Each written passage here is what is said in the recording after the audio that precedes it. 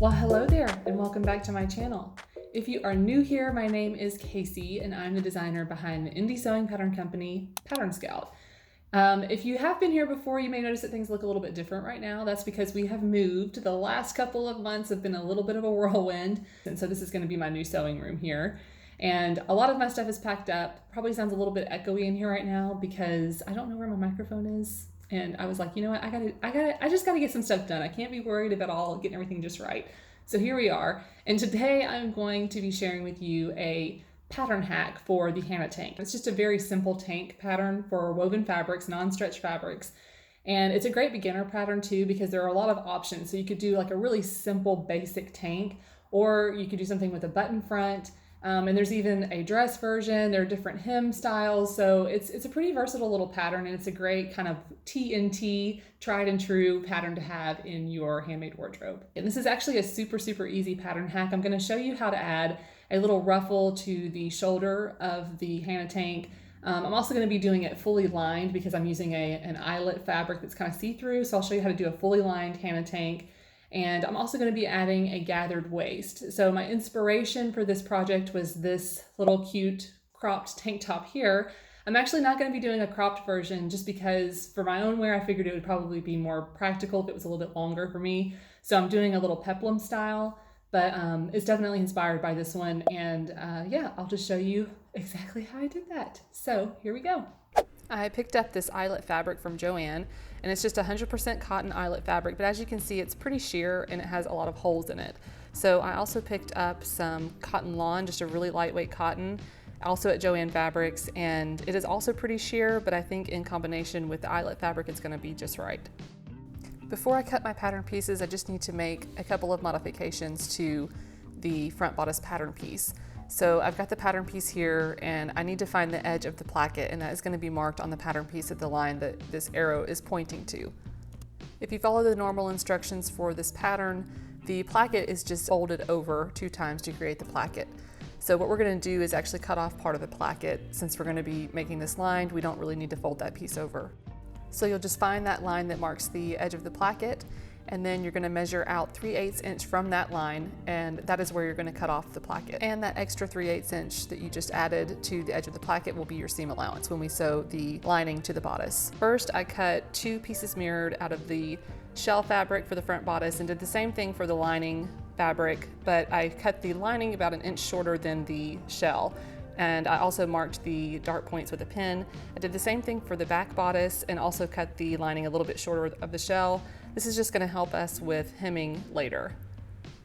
Next, I sewed the darts on the lining and the shell and pressed those down toward the hem of the bodice.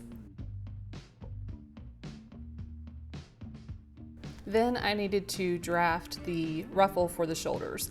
To do this, I drew in the seam allowance for each of the armholes on the front and the back bodice. Then I measured the length of that line that I drew to get the total length of the arm opening. And so when I combined the front and the back, I would have the total circumference of the arm opening there. I made myself a little note on the pattern piece just to keep as a reminder, because I probably would use this measurement again if I did another pattern hack that was similar. And then once I combined the front and the back, I had that total circumference. I subtracted the seam allowance, and that gave me a length for the interior of this circle here that I'm cutting out. So the interior circumference of that circle is the same length as the total armhole opening. And the exterior circumference is 2 inches away, giving me a 2-inch wide ruffle. I folded the circle in half and then tapered the end toward the opening that I cut. And this is the part that's going to be at the bottom of the armhole. Now I can cut this shape out of my fabric, and I'm just cutting it out of the shell fabric or the eyelet fabric, so I'll only have a single layer of fabric for the ruffle. And once the ruffle is cut out, you can see that when I pull that straight, it starts to create a ruffled edge on the edge of the fabric. Next, I just wanted to sew a small hem into the edge of the fabric. So on the outer edge, I first folded it by about 1/4 inch and sewed that down, and then I folded it again by 1/4 inch to complete that little baby hem and sewed that down around the entire outer circumference. Folding the hem twice and sewing it twice like this, and also doing a really narrow hem, makes it easier to get a clean hem around that curved edge. And you want to make sure that your hem is folded toward the wrong side of fabric for this ruffle. And of course, I sewed 2 of these ruffles, 1 for each shoulder. I can set the ruffles aside for now and start assembling the bodice.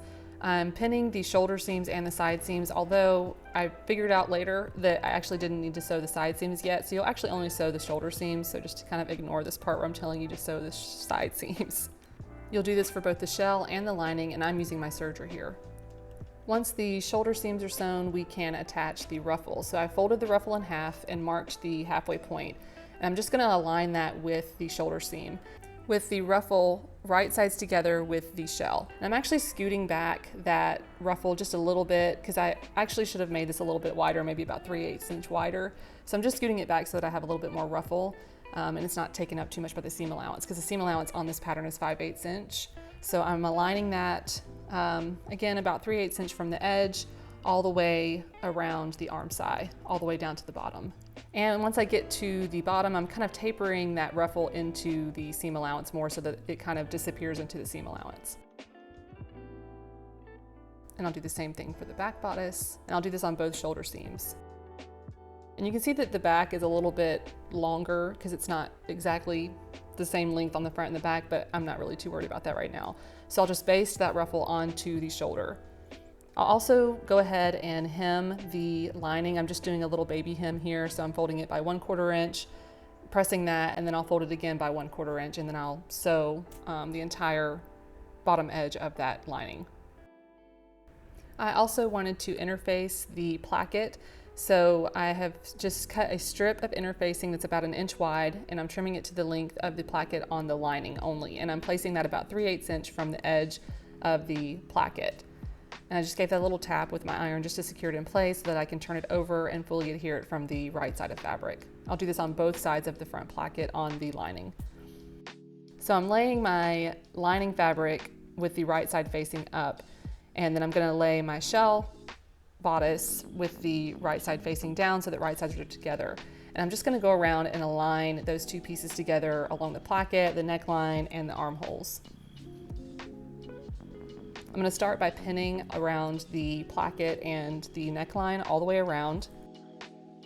And once I have that all pinned in place, I'm gonna sew around the entire edge of the placket and the neckline, and I'll do a 3/8 inch seam allowance at the placket and then a 5/8 inch seam allowance at the neckline. So I've got that all sewn here, and this is the part where I realized that I didn't need to actually sew that side seam. So I'm gonna release the side seams on both the lining and the shell.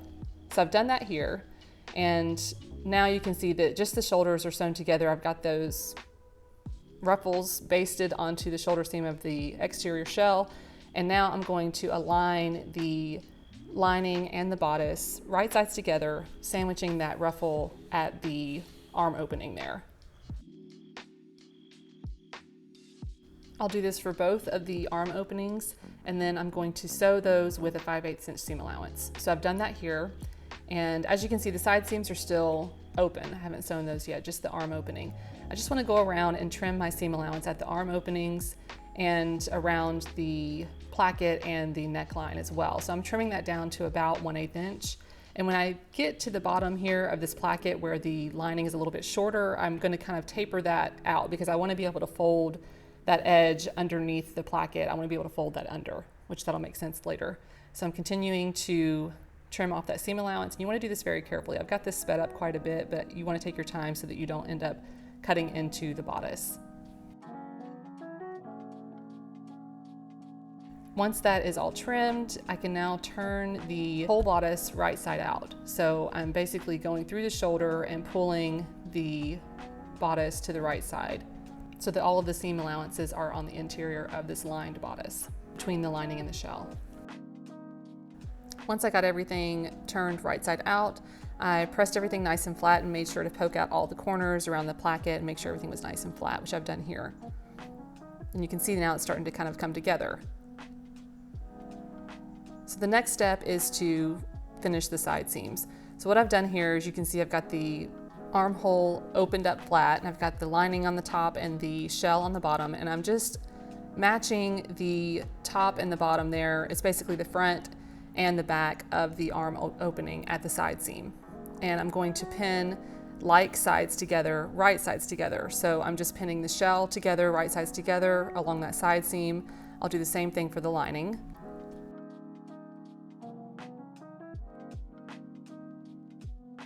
And then I'm going to sew with one seam from the shell all the way across to the lining of the side seam. I'll do this on both sides of the bodice with a 5/8 inch seam allowance. So I've done that here and I've turned everything right side out. So now the side seams are sewn. They're independently sewn, but now they align and there's a nice finish at the bottom of the arm opening, and I've pressed all of that nice and flat again.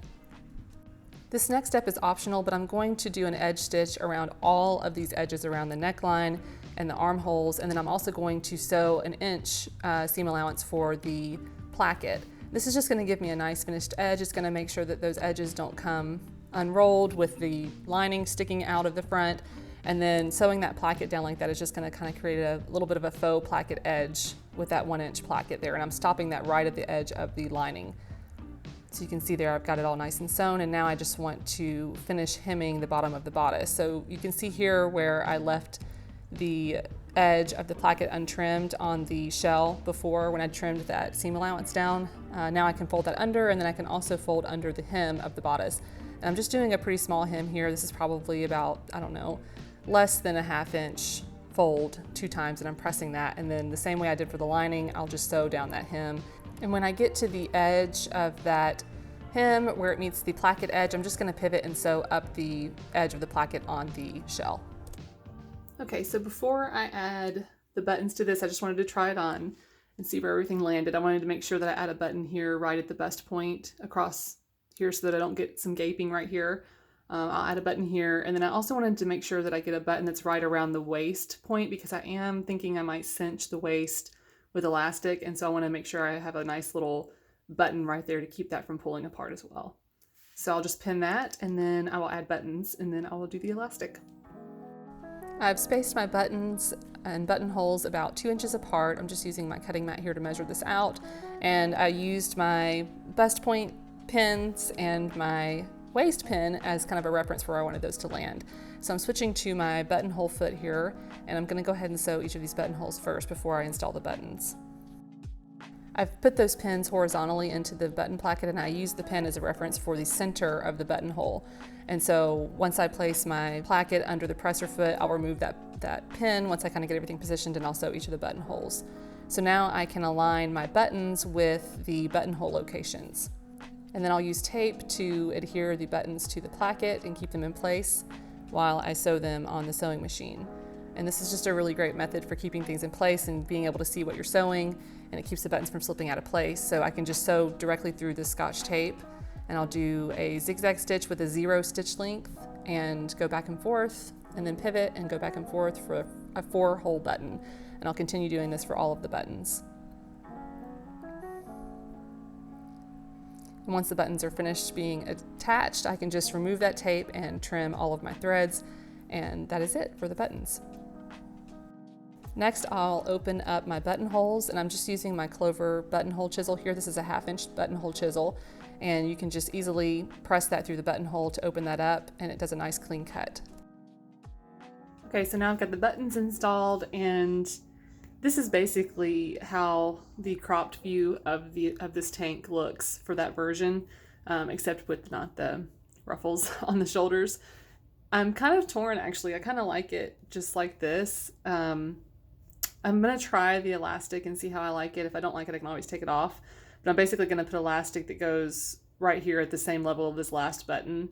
And I also didn't put a button down here. I kind of wanted to see how it looks without it first. And if I feel like it's flaring open too much, I'll add a button.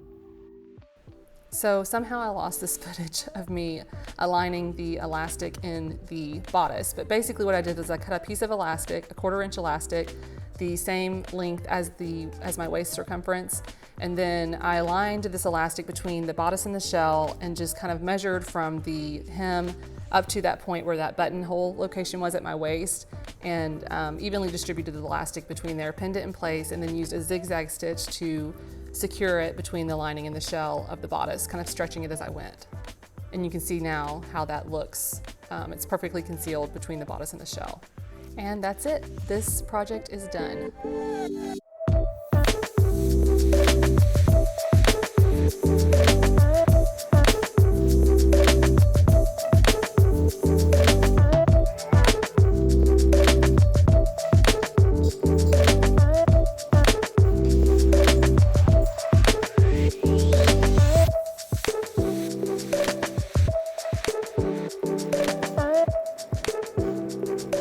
Thank you so much for watching this video. I hope you enjoyed it. And if you did enjoy it and you'd like to see more from me, be sure to hit subscribe. That way you'll be notified when I release new videos in the future. Okay, I think that is all I have for you today. I will see you in the next video. Bye.